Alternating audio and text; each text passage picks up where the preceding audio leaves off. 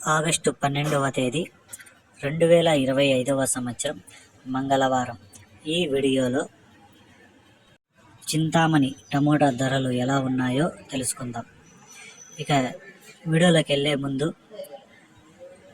నా ఛానల్ని ఎవరైతే సబ్స్క్రైబ్ చేయకుండా చూస్తుంటే నా ఇన్ఫర్మేషన్ నచ్చితే సబ్స్క్రైబ్ చేసుకోండి.